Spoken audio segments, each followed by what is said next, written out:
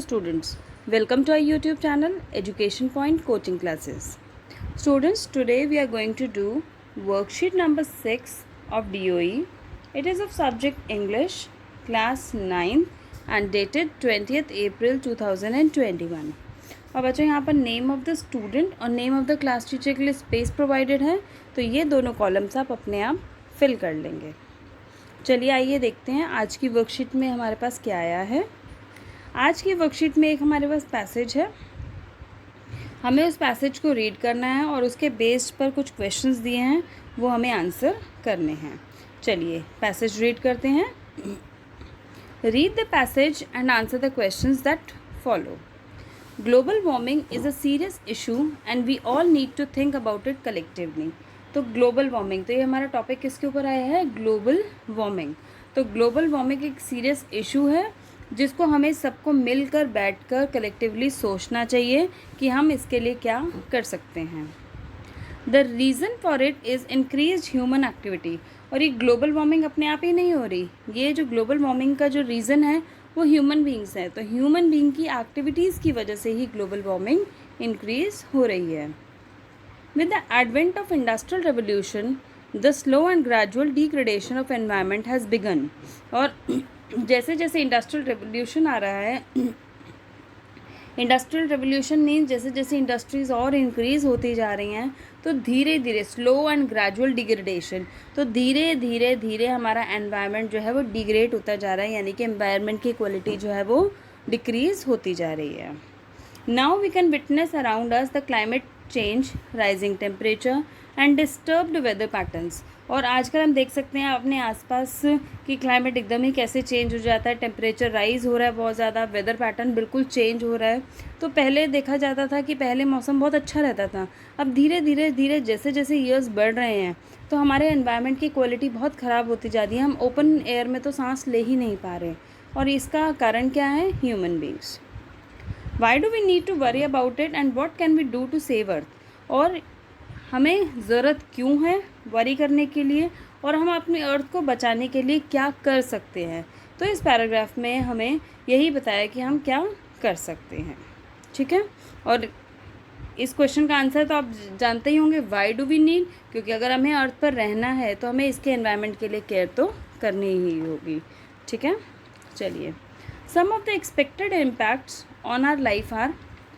सबसे पहले जो एक्सपेक्टेड इम्पैक्ट, ग्लोबल वार्मिंग का एक्सपेक्टेड इम्पैक्ट यानी कि सबसे ज़्यादा असरदार इम्पैक्ट क्या हो सकता है? डैमेज टू आवर होम्स, हमारे होम्स पर इफ़ेक्ट हो सकता है, फ्लड्स आ सकती हैं, फायर हो सकती है, आग लग सकती है, outdoor work could become unbearable, कि बाहर वर्क करना अनबियरेबल हो सकता है, हायर इलेक्ट्रिक बिल्स, आपके इलेक्ट्रिसिटी के बिल्स हायर आ सकते हैं, सारा दिन आपके घर में एसी चलता रहेगा, फैंस टीवी ऑन रहेंगे, तो क्या है? आपके इलेक्ट्रिसिटी बिल्स आएंगे। More blackouts, rising taxes, more allergies, health risk, food will be more expensive and variety में suffer, water quality could also suffer, outdoor exercise, recreational sports will become more difficult and there would be disruptions in travel.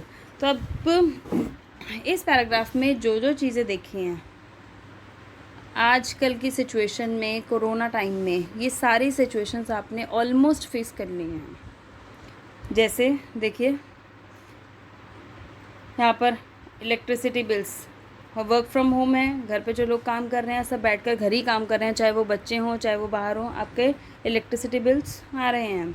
Blackouts हैं, ज़्यादा से ज़्यादा power cut हो रहे हैं, taxes बढ़ रही हैं, एलर्जीज़ जो है, जब आप बाहर एटमॉस्फेयर में जाते हैं तो आपको एलर्जीज़, जो सन की जो अल्ट्रावायलेट रेज़ हैं, जो हार्मफुल रेज़ हैं, वो अफेक्ट करती हैं, एलर्जीज़ हो रही हैं, हेल्थ रिस्क है, फूड जो है वो एक्सपेंसिव होता जा रहा है, और बहुत सारी ऐसी चीज़ें हैं जो आप सफ़र करेंगे। वाटर क्वालिटी भी डिक्रीज़ हो रही है, आउटडोर एक्सरसाइज और रिक्रिएशनल स्पोर्ट्स तो आपकी लाइफ में रह ही नहीं गए, क्योंकि आपको सारा दिन घर पर ही रहना है। तो ये सब, ये जो कोरोना, ये सब जो चीज़ें हैं या फिर ये जो भी बीमारियां हैं, वो किसकी वजह से हैं? वो सब ह्यूमन एक्टिविटीज़ की वजह से हैं। अगर ह्यूमन ने नेचर का ध्यान दिया होता तो शायद ये सब चीज़ें हमारे साथ ना होती। तो ये सारी जो चीज़ों का जो कारण है वो कौन है? ह्यूमन एक्टिविटीज़ हैं। ठीक है, तो इस पैराग्राफ में हमने ये तो पढ़ लिया कि क्या हो सकता है। ठीक है, क्या क्या चीज़ें हो सकती हैं ग्लोबल वार्मिंग की वजह से। अब देखते हैं थर्ड पैराग्राफ में देखा है कि हम क्या कर सकते हैं। Now let's see what can be done about it, कि इसके बारे में किया क्या जा सकता है। ये तो हमने पढ़ लिया कि क्या क्या हो सकता है, तो हमें क्या करना चाहिए। अब वो देखते हैं कि हम क्या कर सकते हैं। Less focus on economic growth, higher taxes and subsidised transport, work less, reduction in household income would lead to less opportunity for overconsumption of luxury goods. Think locally, keeping in mind the impact on farming, energy production and waste disposal. Learn about nature and look after it. तो इस paragraph में हमें यही बताया है कि हमारे को जो है किस तरह से वेस्ट डिस्पोजल का ध्यान रखना है, एनवायरनमेंट का किस तरह से हम ध्यान रख सकते हैं। और अगर हम एनवायरनमेंट का ध्यान रखेंगे और लोकली, यानी कि ना थिंक लोकली मतलब कि आप आसपास की चीज़ें यानी कि लोकल चीज़ों पे ज़्यादा कंसंट्रेट करें, बजाय इसके कि आप इम्पोर्टेड चीज़ों पे ध्यान रखें। अगर आप लोकली थिंक करेंगे तो लोकल आपके जो इनकम है, जो इकोनॉमिक ग्रोथ है, वो हमारी कंट्री की इकोनॉमिक ग्रोथ होगी। ठीक है। Learn about nature and look after it, और नेचर को ध्यान रखें। Learning and appreciation and respecting nature, कि आपको नेचर को अप्रिसिएट भी करना है और रिस्पेक्ट भी करना है। तो उसके लिए जो भी आपसे हो सकता है आपको वो करना चाहिए। आपको प्लांट्स ग्रो करने चाहिए, आप उसको वाटर कीजिए, आप जो भी वेस्ट मटेरियल्स हैं उसको प्रॉपरली डस्टबिन्स में डालिए, अपने आसपास के सराउंडिंग्स क्लीन कीजिए। तो एनवायरनमेंट को, नेचर को जो क्लीन रखने के लिए आप कर सकते हैं वो कीजिए। And technological advances must be use in conjunction with lifestyle. तो आप अपना लाइफस्टाइल, तो बिल्कुल मैं ये नहीं कह रही कि आप बिल्कुल गांव वाला या फिर विलेज जो लाइफस्टाइल है, जो पुराना टाइम में जो हम लाइफस्टाइल यूज़ करते थे वो यूज़ कीजिए। अपना लाइफस्टाइल मत छोड़िए। आपकी टेक्नोलॉजी भी आ रही है तो आप टेक्नोलॉजी के साथ अपने लाइफस्टाइल को लेकर साथ चलिए। Together we can make a difference. और अगर आप ऐसा करेंगे कि टेक्नोलॉजी तो यूज़ करें ही करें, साथ में आप अपने लाइफस्टाइल को भी मेंटेन रख सकें, और लोकल थिंग्स को भी, क्योंकि लोकल थिंग्स भी क्या बेकार नहीं होती, they are also equally beneficial and useful. तो अगर आप ऐसे करेंगे तो आप ही अपनी कंट्री में डिफरेंस ला सकते हैं। चलिए, आई थिंक आपको पैराग्राफ समझ में आ गया होगा कि ग्लोबल वार्मिंग है क्या, उससे क्या हो सकता है और आपको क्या करना चाहिए।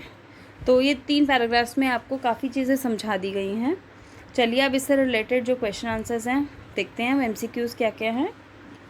To address the issue of global warming we need to, कि अगर हमें बोला गया है कि ग्लोबल वार्मिंग के इशू को एड्रेस करने के लिए हमें क्या करना चाहिए।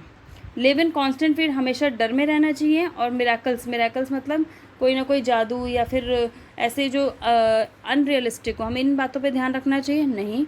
हमें वेट तो करना ही नहीं चाहिए किसी भी जादू के होने का, और ना ही हमें डर में रहना चाहिए। तो ये हमारा हो गया wrong.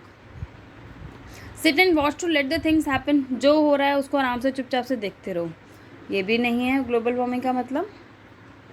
Take action responsibly and collaboratively, हाँ ये हो सकता है कि आप एक्शन रिस्पॉन्सिबली लो कि आपको क्या करना चाहिए, कोलैबोरेटली, आप अकेले कुछ नहीं कर सकते, आपको कोलैबोरेट करके सबके साथ मिलकर आपको एक्शन लेना पड़ेगा, ये हो सकता है।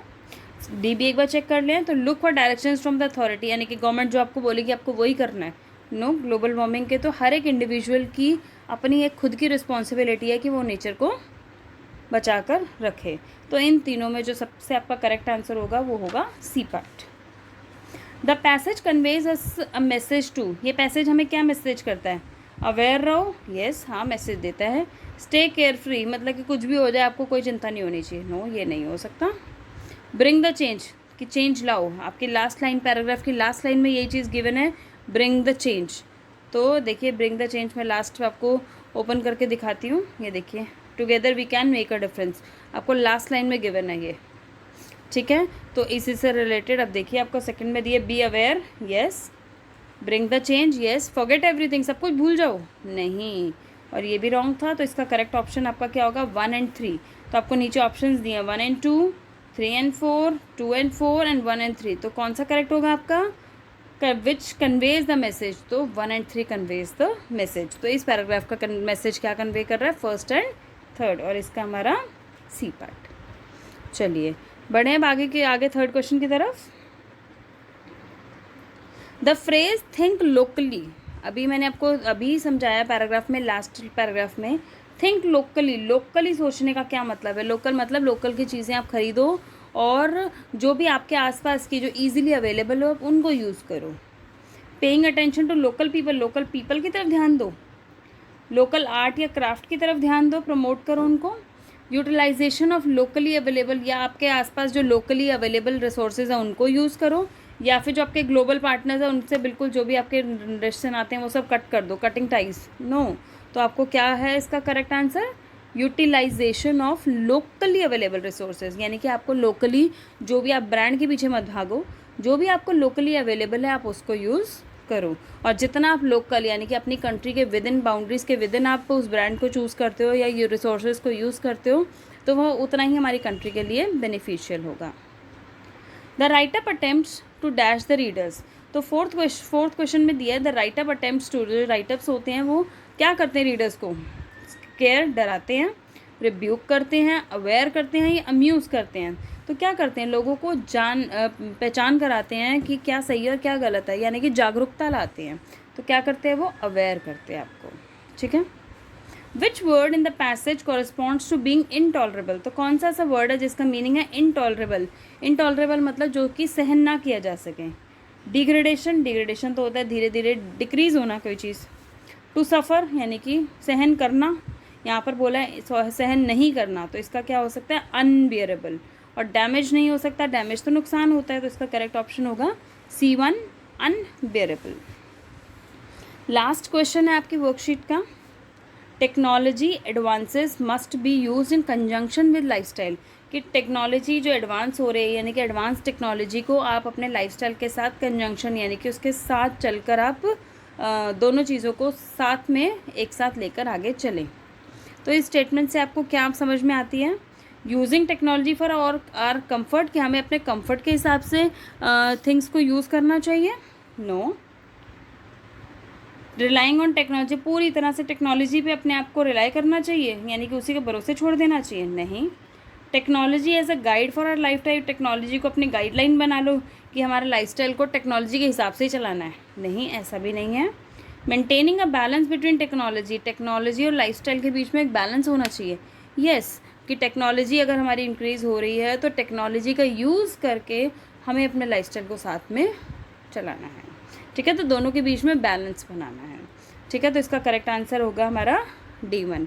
तो ये जो आपको शीट दिख रही है इसमें तो मैं आपको मार्क कर ही दूँ C पार्ट, फोर्थ का जो है आपका वो C पार्ट, देन फिफ्थ का अगेन C पार्ट, सिक्स्थ का जो है आपको मेंटेनिंग का balance between technology and lifestyle. तो आई थिंक ये आपको समझ में आ गई होगी वर्कशीट, ठीक है। तो आपको कुछ भी अगर प्रॉब्लम है तो आप मुझे टेक्स्ट करके इस वर्कशीट में आप कमेंट कर सकते हैं और मुझे बता सकते हैं कि आपको जो भी प्रॉब्लम आई, ताकि हम वो नेक्स्ट वर्कशीट में डिस्कस कर सकें। चलिए, और आपको वर्कशीट अच्छी लगी तो please like, share and subscribe ज़रूर करिए। मिलते हैं नेक्स्ट वीडियो में। Till then bye bye student.